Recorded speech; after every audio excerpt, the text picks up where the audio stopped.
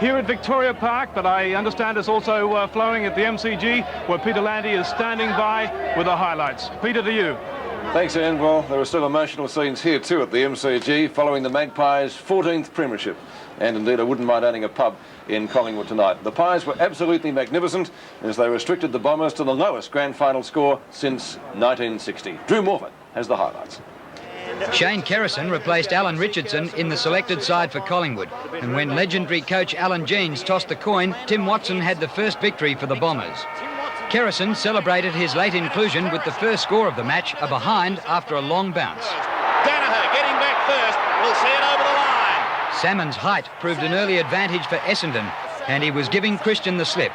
Kelly went back onto the Giant, but it made little difference, and his 4 marks produced the Bombers' entire score to quarter time, 2 goals 2. But late in the term, the Pies hit back. Starcevic off the bench set up Dacos, who kicked one of his miracle goals. Look at the gather. The right foot snap. And Brown put Collingwood in front at the first change. But after the siren, the game erupted into an ugly brawl, with players coming from everywhere. Even the trainers became involved in a spilling over of emotions.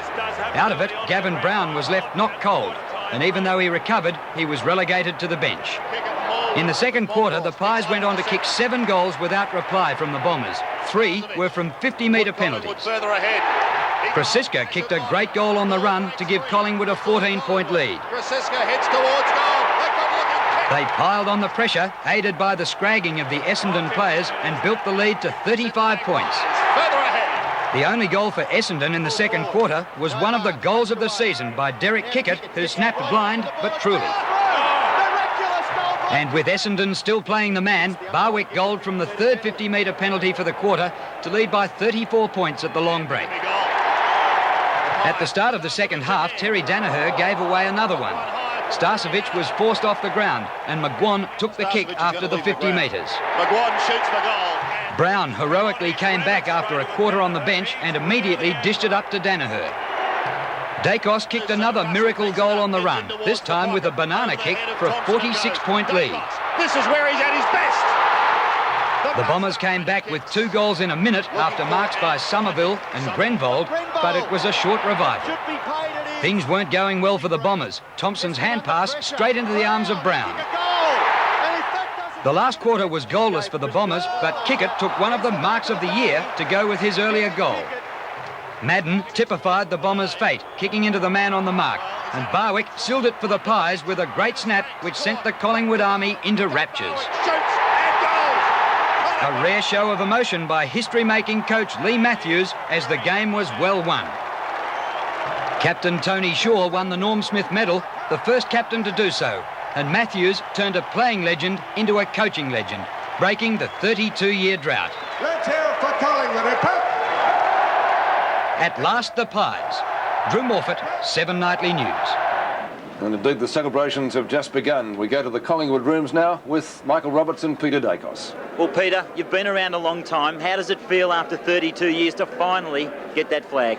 Michael, it's unbelievable. I remember at the 25, 26 minute mark, I wanted to look across the bench and just see what the reaction was like, because I just feel that so many guys have put in so much to the club, and not just the players, that I just felt that I wanted to see their reaction, because they've put in so much. Players' welfare, boots, starters, property, stewards, chefs, the whole lot. People that have worked towards this today have got us there.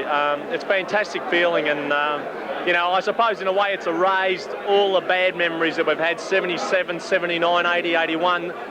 You know, we're at present day, we've won the flag, and that's all that matters. Well, fantastic, Peter. I'll let you get on with the celebrations, and I think that we'll have to go to Bernie Quinlan. The feeling in this room's great. Over to you in the Essendon rooms. Bad luck, Kev. Where do you feel you went wrong today? Oh, I think that they were much stronger than us, really. It's disappointing from that point of view. I felt that they were pretty committed today. I was very impressed with Collingwood. They deserved their win, there's no doubt about that. And we've just got to go back to the drawing board and start looking at trying to get from second to first. We've come up a rung this year. We've been working at it for a couple of years. But full compliments to Collingwood. They were much better than us on the day.